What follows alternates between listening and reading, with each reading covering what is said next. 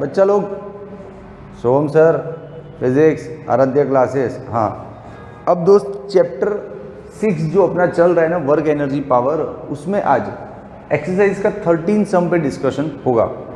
बढ़िया सम है, मजा आएगा तेरे को। यस, फील होगा ना, सोम सर है तो फील होना ही होना है। चल ठीक है। A rain drop of radius 2 millimetre, rain drop का रेडियस क्या है? 2 millimetre. Okay, falls from a height of 500 metre, ये हाइट है 500 metre above the ground. It falls with decreasing acceleration due to viscous resistance of the air. Air का जो viscosity होता है ना, विस्कोसिटी मतलब थोड़ा सा चिकनापन, थोड़ा सा चिकनापन। यस, तो एयर की जो विस्कोसिटी की वजह से उसको रेजिस्टेंस होगा और उसकी वजह से डिक्रीजिंग एक्सेलरेशन मतलब रिटार्डेशन या हाँ, until it half its original height, it attains its maximum terminal speed and moves with uniform thereafter. Okay, क्या मतलब है इसका? पता नहीं चला मेरे को, तो इतना हाई फाई इंग्लिश किसको आता है भाई? हमको सबको आता है। हाँ, एक रेन ड्रॉप है, यूँ गिर रहा है, ठीक है, वो गिरा गिरा गिरा हाफ हाइट तक गिरा, हाफ हाइट तक उसको ये सब जो डिक्रीजिंग एक्सेलरेशन, विस्कस रेजिस्टेंस, ये सब मिला, उसकी वजह से half of the total travelling distance तक उसको सब ये प्रॉब्लम था। लेकिन उसके बाद वो एक मैक्सिमम लेवल पे आ गया। फिर अब यहाँ से जो नीचे का बाकी का जो हाफ है ना, वो यूनिफॉर्म स्पीड से ट्रैवल करेगा। मतलब अब स्पीड नहीं बदलना है, समझा? कि जो आधा डिस्टेंस है वो स्पीड को जो होना है वो हो रहा है, लेकिन उसके बाद का जो आधा डिस्टेंस है उसमें स्पीड यूनिफॉर्म है। बोला ना, मूव्स विद यूनिफॉर्म स्पीड। अच्छा, इस टाइप के स्पीड को हम टर्मिनल स्पीड भी बोलते हैं। इस टाइप के केसेस में जो स्पीड होता है उसको टर्मिनल स्पीड भी बोलते हैं, ठीक है। अच्छा, टर्मिनल स्पीड का ज़्यादा डीप आपको ना चैप्टर 9-10 में पता चलेगा, स्टोक्स लॉ आएगा तब। स्टोक्स लॉ में ये हो चुका है पूरा, इस पे फॉर्मूला है 6π/η/RV करके फॉर्मूला है फोर्स का, विस्कस फोर्स। ठीक है, चलो आगे बढ़ते हैं। What is the work done by the gravitational force on the drop in the first and second half of its journey? ठीक है भैया, चल मैं तो ड्राइंग से पहले समझता हूँ। जैसे ये रहा ड्रॉप, देखो, ठीक है, इनिशियल स्पीड क्या समझ लेते हैं इसका? 0। अब यहाँ से इसने गिरना शुरू किया, मान ले अपनी हाफ हाइट तक आ चुका है यहाँ तक, फिर वापस गिरना शुरू किया तो ये आ गया ज़मीन पर और धड़ाम से गिर गया। छोटा कैसे हो गया बे? अरे वो रे, सेम साइज है। हाँ ठीक है दोस्त, ये पूरा सिचुएशन है। ये पूरा 500 मीटर है ना, हाइट 500 मीटर है, तो ये इतना जो हाफ है जो दिख रहा है वो कितना होगा? 250 मीटर, और रिमेनिंग हाफ है वो कितना होगा? 250 मीटर। इस क्वेश्चन का मतलब तो समझ लेना, फिर पढ़ते हैं। ऐसे थोड़ी कि सिर्फ सॉल्यूशन लिख दूं मैं और तेरा काम हो जाए, वैसी पढ़ाई अपने साथ होती नहीं है दोस्त। 250 मीटर, ठीक है। अब यहाँ से जो स्पीड इसका सेट हो जाता है, that is its maximum speed. फिर इसी स्पीड से ये यहाँ तक ट्रैवल करेगा, ठीक है। चल क्या बोला है? What is the work done by the resistive force also in the entire journey of its speed of reaching the ground is 10। इसमें इंटरेस्ट था इसलिए मैंने बाकी का क्वेश्चन पढ़ डाला। जब ये ग्राउंड पे पहुंचता है तब उसका स्पीड क्या होता है? 10। मतलब यहाँ पे भी 10 था, क्योंकि अपनी बात हो गई ना कि हाफ डिस्टेंस ट्रैवल करने के बाद ये जो स्पीड है वो टर्मिनल हो जाता है। टर्मिनल मतलब न बदलने वाला कांस्टेंट स्पीड हो जाता है। अब स्पीड नहीं बदलेगा, तो ये जो टर्मिनल स्पीड है तो 10 है, तो फिर इस पूरे ट्रैक पे 10 सब जगह 10 रहेगा। अच्छा, ये स्पीड कांस्टेंट क्यों हो जाता है? क्योंकि ऑब्जेक्ट इस विस्कस फोर्स, और विस्कस फोर्स यूं लगता है ऊपर, उसको रोकने की कोशिश करता है, और mg है ना वो नीचे की तरफ खींचने की कोशिश करता है। ये ड्रॉप है, विस्कस फोर्स ऊपर लगा, फोर्स विस्कस, ये mg नीचे लगा, है कि नहीं? और एक और तो समझ ले, buoyant force is also there if it is a liquid surround. तो जो ऊपर और नीचे लगने वाले सारे फोर्स की वजह से वो रिजल्टेंट एक्सेलरेशन होता है ना, वो फिर 0 हो जाता है इस लेवल पे आके। तब एक्सेलरेशन 0 हो गया, तब उसका स्पीड फिर बदलना नहीं है, क्योंकि स्पीड कब बदलेगा जब एक्सेलरेट होती है चीज़ें या रिटार्डेशन लगता है तब।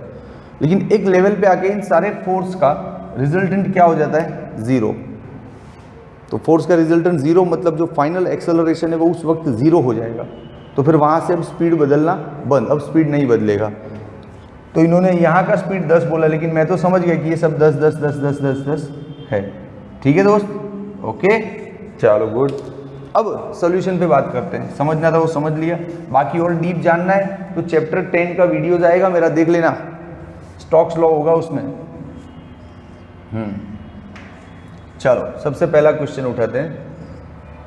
क्या था, what is the work done by the gravitation force on the drop in the first and second half. अरे यार, मैं इसमें कोई भी फार्मूला लूंगा ना तो ड्रॉप का मास तो चाहिए ना अपने को। मान ले mg लेता हूँ या mgh लेता हूँ या कुछ भी लेता हूँ तो ड्रॉप का मास पता नहीं है ना, तो मैं इधर साइड में जाके पहले ड्रॉप का मास निकाल दूँ, बढ़िया काम आएगा। चलो, मास ऑफ ड्रॉप, मास का फॉर्मूला क्या ले सकते हैं, density into volume. Sir density भी तो नहीं है। अरे डेंसिटी तो पता ही होता है ना, बारिश का बूंद है, रेन ड्रॉप है, पानी से बना होगा ना, तो पानी का डेंसिटी क्या है 1000, और सीजीएस में लेना है तो 1 है ना। तो डेंसिटी हमको पानी का पता ही होता है 1000। वॉल्यूम क्या लेंगे 4/3 पाई आर क्यूब। सर रेडियस, अरे वो तो दिया हुआ है ना, तभी तो मैंने डेयरिंग किया मास लाने का। ड्रॉप का रेडियस तो दिया हुआ है ना, तभी तो मुझे वॉल्यूम का स्ट्राइक हुआ, और डेंसिटी मुझे पता था, इसीलिए तो मास ढूंढने चल पड़ा मैं। हाँ तो फिर देख, ये पाई हो गया अपना 3.14, रेडियस का है 2 मिलीमीटर, मीन्स 2 × 10⁻³ का क्यूब। अब इसको सॉल्व करना पड़ेगा भैया, अरे अभी करके देता हूँ। 8 × 10⁻⁹। इसको सारे को सॉल्व करो, कैलकुलेटर लाओ भाई, मैं कर देता हूँ ऐसे, तो खुद घर जाके देख लेना। 33.5 × 10⁻⁶ kg, ये उसका मास आ गया। ये ला के रख देने का काम में आएगा। यस, चल अब सबसे पहला question, work done by gravitation force, gravitational force. चल आजा, in the first and second half. First half में कितना और सेकेंड हाफ में कितना, ठीक है। चल, work done by gravitation force first half में, फिर सेकेंड हाफ में भी ढूंढ लेंगे यहाँ पे। चल ठीक है, वर्क का फॉर्मूला क्या लेंगे, FD cos थीटा। क्यों, अरे यार ग्रेविटेशन फोर्स कांस्टेंट है ना, अपनी 50 बार बात हो चुकी है कि जब भी वर्क का मामला आता है तो एक तो ये फॉर्मूला चलेगा FD cos, या फिर चलेगा इंटीग्रेशन F dx, या चलेगा डेल्टा के, या फिर वो वाला ग्राफ फोर्स अगेंस्ट डिस्प्लेसमेंट का। इस ग्राफ के एरिया से भी वर्क मिलता है। इतनी 1 2 3 देयर आर 4 पैटर्न्स। अरे ये इंटीग्रेशन लिखा है रे, इंटीग्रेशन F dx, ये डेल्टा के है। इन सारी पैटर्न से हम वर्क फाइंड कर सकते हैं। जब फोर्स कांस्टेंट हो तो ये फॉर्मूले से काम होगा, जब फोर्स वेरिएबल हो तो इससे काम होगा, है कि नहीं, और जब ग्राफ दिया हो तो इससे काम होगा, सीधी सी बात है। तो ये जो mg है ना, ग्रेविटेशन फोर्स, वो तो कांस्टेंट है, तो इसी फोर्स से इस बार काम होगा। चल देख, फोर्स mg, डिस्टेंस कितना है, फर्स्ट हाफ बोला है, मतलब ये वाला 250, और ये थीटा किसके बीच होगा, फोर्स और डिस्टेंस के बीच। फोर्स कौन है, mg, तो mg देख नीचे की तरफ लग रहा है। अच्छा, डिस्प्लेसमेंट भी नीचे ही हो रहा है ना, तो they both are in the same direction, तो एंगल विल बी 0। यस, ठीक है। अब इसका फंडा बैठाना पड़ेगा। मास कितना है भैया, 33.5 × 10⁻⁻⁶। जी कितना है, 9.8, 250, और cos 0 क्या हो गया, 1। इसको कैलकुलेटर लगाओ भाई, कैलकुलेटर लाओ लाओ लाओ, जल्दी लाओ, वीडियो लंबा हो जाएगा वरना। भाई अंधेरे में बराबर दिख नहीं रहा है, जो भी दिख रहा है वो ला रहा हूँ मैं। तुझे बड़ा दिख जाए तो तू लिख देना। हाँ, 82075 आया कुछ, 82075 × 10⁻⁻⁶। हटा दे पॉइंट, ये हो गया 0.082 जूल। ये work done in first half, work done in first half distance by gravitation force. ठीक है बेटा, नो प्रॉब्लम। मज़ेदार सम है। अच्छा खासा स्टोरी क्रिएट हो रहा है अभी। अच्छा सेकेंड हाफ में भी इतना ही वर्क होगा ना, क्योंकि डिस्टेंस 250 है और mg तो mg है। बच्चा यहाँ पे कंफ्यूज हो सकता है कि सेकेंड हाफ में सर स्पीड कांस्टेंट है, तो स्पीड को इससे क्या मतलब है? इस पूरे फॉर्मूले में कहीं v दिख रहा है, वेलोसिटी की वजह से इसको फर्क पड़ रहा है। ये फॉर्मूले में क्या है? मास है, g है और डिस्टेंस है। तो सेकेंड हाफ में भी मास उतना ही रहेगा ड्रॉप का, डिस्टेंस उतना ही है, g उतना ही है, तो सेम वर्क होगा। यस, तो इसको डायरेक्ट लिखेंगे in second half work done, direct लिखेंगे इसको 0.082 जूल। अब यहाँ पे एक और लिख सकता है कि total work done by gravitation, अपनी तरफ से कहीं काम आएगा, total work done by gravitational force. भैया इंक का जुगाड़ करना पड़ेगा, सूख रहा है pen. Total work done by gravitation force WG, first half में इतना, सेकेंड हाफ में भी इतना, लगा दो 0.082 इंटू 2, 2 जा 4, 2 8 जा 16, 1, ये आया मेरा तो 0.164 जूल। ग्रेविटेशन की तो सब कुछ इंफॉर्मेशन निकाल के रख दी, फर्स्ट हाफ में इतना वर्क, सेकेंड हाफ में भी इतना ही, टोटल वर्क इसका डबल। यस, अब एक और क्वेश्चन है, लेकिन उसके लिए तुझे स्क्रीनशॉट ले लेना पड़ेगा उधर वो मास का, फिर मेरे पास जगह नहीं रहता है। क्या बोला है? Work done by resistive force, हाँ वो लेना पड़ेगा। चल ले लिया इसका स्क्रीनशॉट तेरा, चल ये दांसू खोपड़िया work done by resistive force, ले टाइटल, रुक पहले जगह बनाने दे यहाँ पे। Work done by resistive, handwriting पे मत जा भैया, work done by resistive force is what.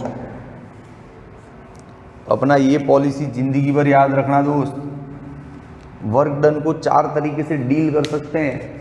Force constant है तो ये, फोर्स वेरिएबल है तो ये, या फिर डेल्टा के, या फिर ग्राफ, ये 4 तरीके हैं।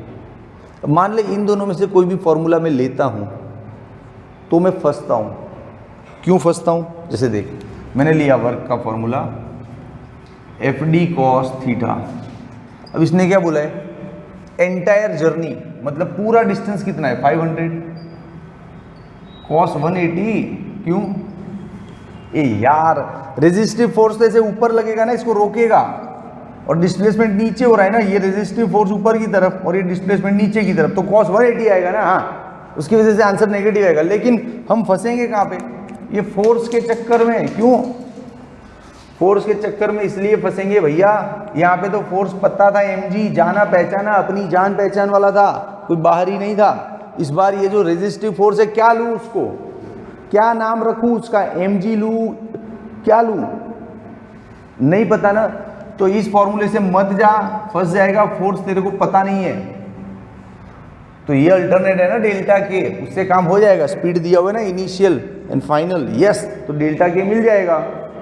समझा कि नहीं समझा दोस्त?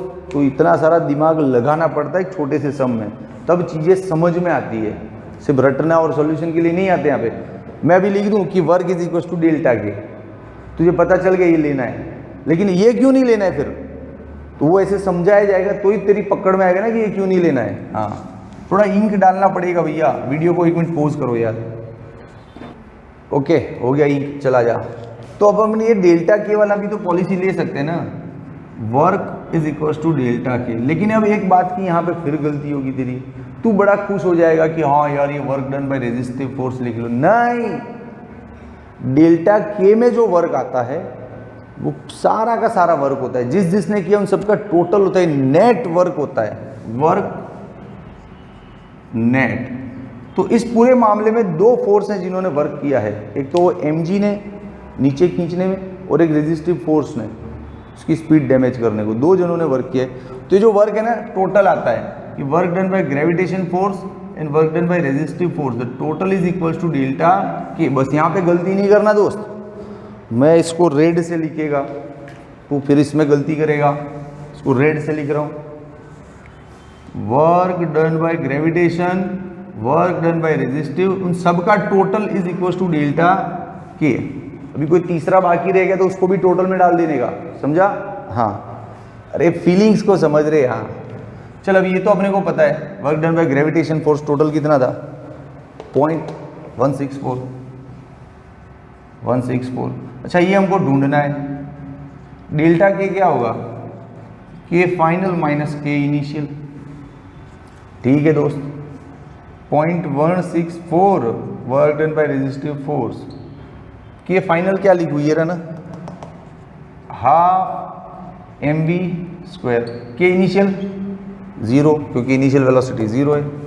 अरे भैया ये तो पता है ना, छोटी छोटी बातें। हाँ चल, 0.164 plus work done by resistive force, mass कितना लाए थे? कहीं तो लिखा था, ये रहा 33.5 इंटू 10⁻⁻6। स्पीड क्या है? 10 का स्क्वायर। ये सारा मामला सेटल कर दे, तेरा आंसर आ जाएगा। जा, बाबा का आशीर्वाद है। ये भी लिख के दूँ क्या? अरे ऐसे थोड़ी होता है यार, कर ले खुद, मैं कैलकुलेटर नहीं मारना है, आंसर आ जाएगा जूल में। ठीक है, ले लो स्क्रीनशॉट। और क्या है, मामला तो बहुत इजी था। चलो स्क्रीनशॉट हो गया ना।